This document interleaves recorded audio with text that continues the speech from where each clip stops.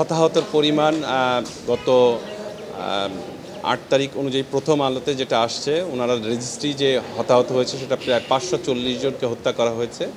এর সাথে সাথে অনেকেই আহত অবস্থায় আছেন। সার্বিক দিক দিয়ে বিবেচনা করে এই যে রিজিমটা চলছিল, এই রিজিমটা আমার পিটিশনের মধ্যে আমি বলেছি এটা একটা ফ্যাসিস্ট রিজিম। এই ফ্যাসিস্ট রিজিমটা কায়েম হওয়ার ফলে এখানে যারা যারা রেসপন্সিবল পার্সন ছিল তাদের বিরুদ্ধে ব্যবস্থা নেওয়ার জন্য, এবং যারা যারা এই খুনের সাথে জড়িত, অর্থাৎ যারা যারা কি ছিল, অর্থাৎ যারা যারা মাস্টার মাইন্ড ছিল তাদেরকে, অথবা যারা এখানে মদতদাতা ছিল তাদেরকে। আজকে কোর্ট একটি কথা বলেছে যে পুলিশটি গুলি করেছে, সেই পুলিশটি কি শুধু নিজে দায়ী নাকি সে কারো কাছ থেকে ইনস্ট্রাকশন পেয়ে করেছিল? যে অবশ্যই সেই যেই পার্সনটাকে ইনস্ট্রাকশন পেয়েছে তারও আইনের আওতায় নিয়ে আসার দরকার, এবং যারা যারা এতে মদত দিয়েছে তাদেরকে আইনের আওতায় নিয়ে আসার দরকার।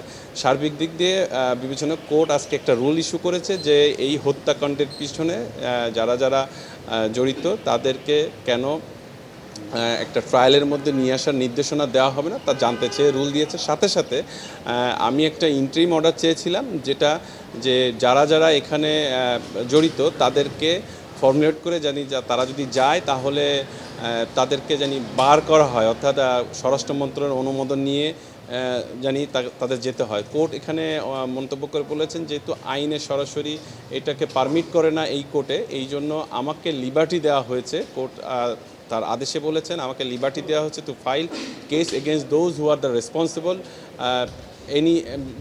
যেখানে যেখানে ঘটনা ঘটেছে, এবং তাদের যদি বার করা হয় ওই কনসার্ন কোর্টে গিয়ে বার করতে বলা হয়েছে।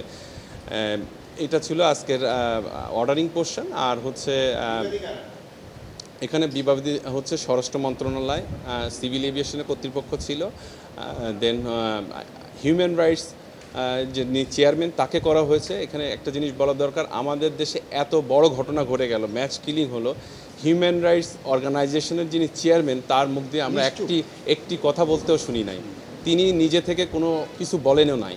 তাই হিউম্যান রাইটস কমিশনের কাজটা কি আমাদের দেশের? যে হিউম্যান রাইটস যদি ভায়োলেশন হয় সেই ভায়োলেশন এগেনস্টে কথা বলবে, কিন্তু ওনারা কিন্তু কেউ কোনো কথা বলেন নাই।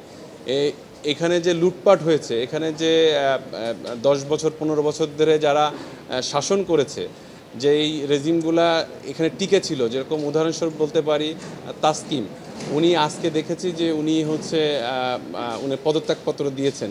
15 বছর ধরে উনি এক জায়গায় উনি দাঁড়িয়েছিলেন, এবং উনার এই আমলে 19,000 কোটি টাকা গতকালকে রিপোর্টে দেখলাম যে ওয়াসা, শুধু ঢাকা ওয়াসার কাছে ঋণ আছে, এরপরে চিটাগাং ওয়াসা আছে, আপনার ল কমিশন আছে, তারপরে আমাদের যেই ইনস্টিটিউশনগুলো ছিল সেই ইনস্টিটিউশনগুলো যারা হেড ছিল তারা কিন্তু এই রিজিমের সাথে জড়িত।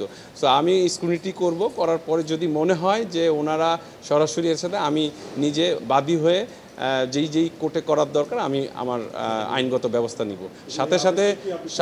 সাথে আসলে আমি এসেছি আমার সর্বোচ্চ নিয়ে এই ছাত্র জনতার জন্য। আদেশে আমি কোর্টের কাছে একটি বলেছিলাম যে ইন্টারিম অর্ডারটা সবার জন্যই ভালো। চপস্টিক ইনস্ট্যান্ট নুডলস, দারুণ স্বাদে সবার জন্য। হয়তো আইনগত কারণে আমাকে দিচ্ছেন না, ওনারা যদি চলে যায় বা ওনারা যদি যারা রেসপন্সিবল তারা যদি কোনোভাবে স্কিপ করে, আমার নিজের কাছ থেকে আমার কোনো তো কষ্ট থাকবে না, কারণ আমি এসেছিলাম আপনাদের কাছে কনস্টিটিউশনাল কোর্ট, ইকুইটেবল কোর্ট, তার কাছে এসেছিলাম যে তাদেরকে বার করা হয়, কিন্তু ওনারা রাইটলি বলেছেন যে আসলে এটা রাইট ফোরাম না তো কোনো মানুষকে বার করার। সেই জন্য আমি আমাকে যে লিবার্টিটা দেওয়া হয়েছে সেই লিবার্টিটা অনুযায়ী আমি স্ক্রুটিনি করব। যদি সেরকম কিছু মনে হয় আমি নিচের কোর্টে যে ফোরাম আছে সেই ফোরামে মামলা ফাইল করব। রুলের টার্মটা হচ্ছে যারা যারা গত 1 মাসে যারা এই 540 জন হোক এবং এর উপরে যারা যতগুলো মানুষ খুন হয়েছে, এই খুনের সাথে যারা যারা দায়ী তাদেরকে ট্রায়ালে নিয়ে আসার ডাইরেকশন সরকারকে কেন দেওয়া হবে না জানতে চেয়ে রুল দিয়েছে। আচ্ছা তানভীর ভাই, এই রিটে যে আপনারা যে স্বৈরাচার গণহত্যা বিষয়গুলো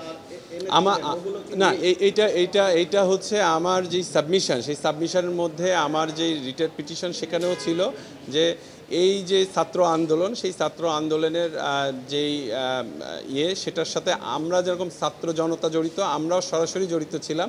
এবং এইটার সাথে আমি যে পিটিশন করেছি সেখানে আমি দাবি করছি যে এই যে রিজিমটা ছিল এটা ফ্যাসিস্ট রিজিম, এবং যেটা হয়েছে সেটা গণহত্যা। কারণ গণহত্যার যদি আমরা সংজ্ঞা দেখি, সেই গণহত্যাতে দেখা যায় যে মানে কাউকে বিচার না করে মারা, কাউকে না করে। এখানে 32টা বাচ্চা মারা গিয়েছে, ইন্টারন্যাশনাল ফোরামে আসছে। সো যারা বাসায় ছিল, অর্থাৎ যে বাচ্চাগুলা তার মার কাছে ছিল, মায়ের কোলে ছিল অথবা ছাদে গিয়েছিল, তারাও মারা গিয়েছে। তার মানে এটাকে বলা যায় যে এটা মানে গণহত্যার মধ্যেই ফেলানো যায়। কারণ গণহত্যা এটা হচ্ছে কোনো একজনকে বিচার করে মারা হয় নাই, তারা ইচ্ছা মতো গুলি চালিয়েছে, যার গায়ে যেমনভাবে লেগেছে। কেউ পথচারী ছিল, কেউ রিক্সা চালক ছিল, কেউ ছিল, সবাই মানে নিহত হয়েছে যারা যারা ছিল। তো এটাকে গণহত্যা, আমার অবজারভেশন বা আমার পার্সোনাল ওপিনিয়ন হচ্ছে এটা গণহত্যা।